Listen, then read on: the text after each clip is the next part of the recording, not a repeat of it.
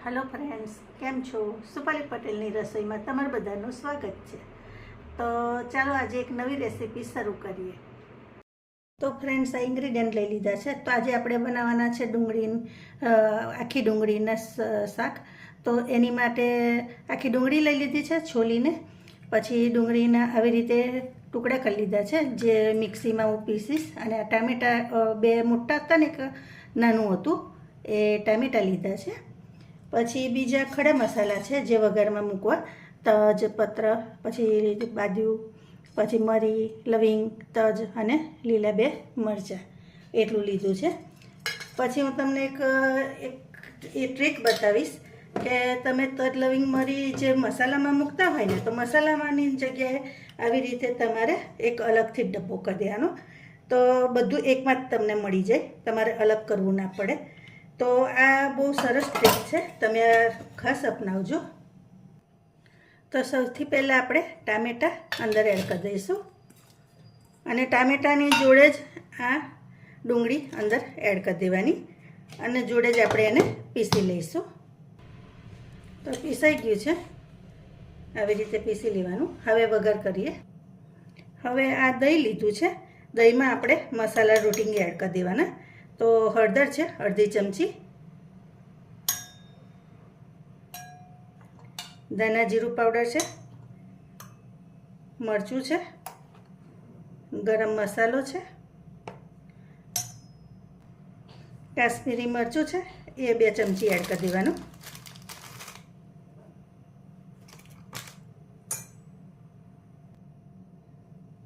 चनानो लोट है ए एड कर दईशुं।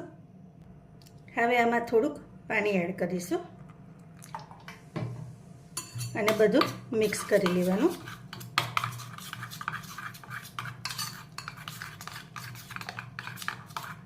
दहीमां बराबर मिक्स थई जाय ने ए रीते आपणे हलाई लेवानुं। अने आ रीते बनावशो ने तो सब्जीनो टेस्ट बहुत सरस आवशे। तैयार छे। हवे आने आपणे साइड पर मूकी दઈએ। हवे कढ़ाई लई लीधी है, कढ़ाई में आपणे तेल एड कर देवानुं। तो अमने तेल थोड़ुंक आपणे वधारे एड करीशुं, डूंगળી फ्राय करवानी एटले। हवे तेल थई जाय एटले आपणे आ डूंगળી एड कर दईशुं।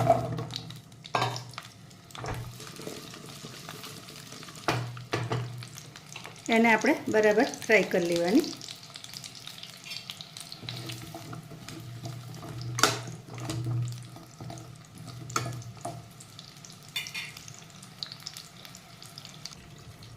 तो जो फ्रेंड्स आपणी डूंगળી थई गई है।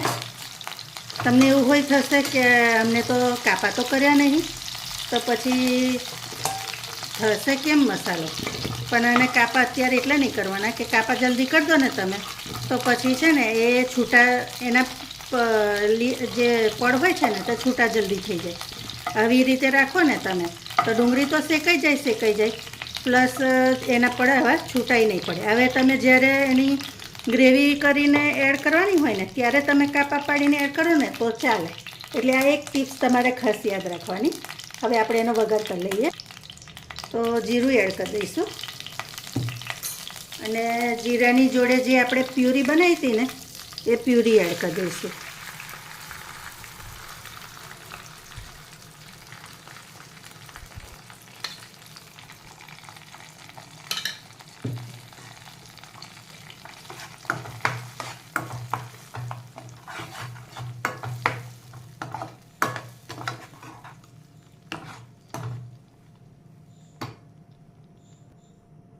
हवे आपणे आने ढांकीने थोड़ीवार थवा दईशुं अने गैसनो फ्लेम मीडियम राखी छे।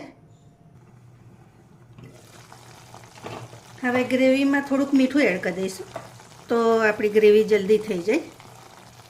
अने अमारा रेग्युलर व्यूअर्स छे एक हेमलताबेन करीने, एमने एवुं सजेस्ट कर्युं हतुं के तमे खांड ग्रेवी में नाखो ने तो जल्दी थई जाय, तो खांड पण मैं एड करी छे।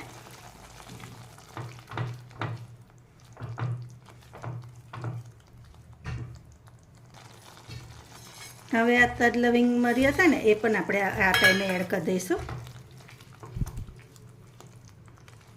आ ग्रेवी ने हजी एकदम सरस थई जवा देवानी, પછી જ આપણે બંધ કરવાની।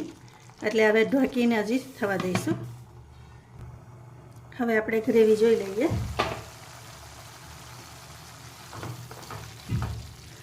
હવે આમાં આપણે આદુની પેસ્ટ એડ કરી દેવાની. થોડીક આદુની પેસ્ટ છે.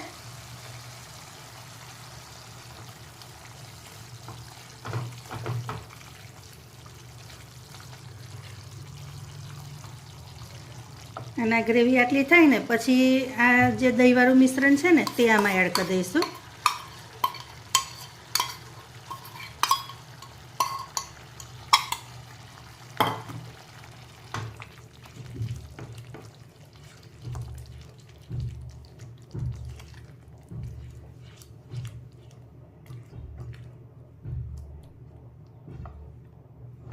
આને આપણે ઢાંકીને થવા દેવાની.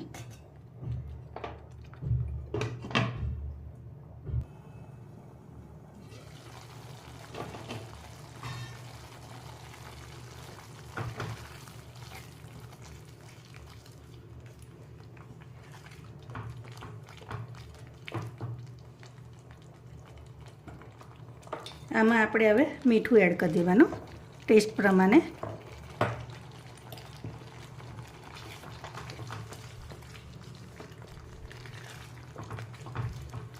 હવે 2 મિનિટ હજી ગ્રેવી થવા દઈ અને પછી આપણે ડુંગળી એડ કરીએ. તો જો આવી રીતે ડુંગળીમાં ગ્રેવીમાં આવી રીતે તેલ ઉપર આવી જાય ને એટલે આપણે આ ડુંગળી એડ કરી દેવાની.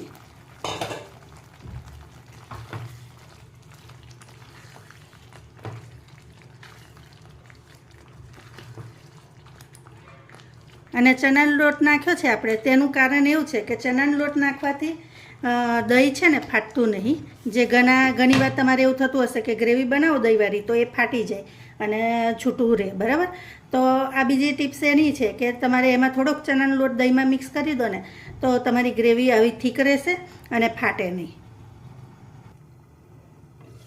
તો જુઓ ફ્રેન્ડ્સ, આપણું ડુંગળીનું ગ્રેવીવાળું સબ્જી રેડી છે. અને આ મરચાં જે હતા ને તે હવે ઉપરથી એડ કરી દેવાના. તો તમને જોઈને ખાવાનું મન થાય એવું છે ને. હવે એને સર્વિંગ પ્લેટમાં લઈ લઈએ. ઉપરથી થોડીક કસૂરી મેથી એડ કરું છું. તો તૈયાર છે ડુંગળીનું ગ્રેવીવાળું શાક.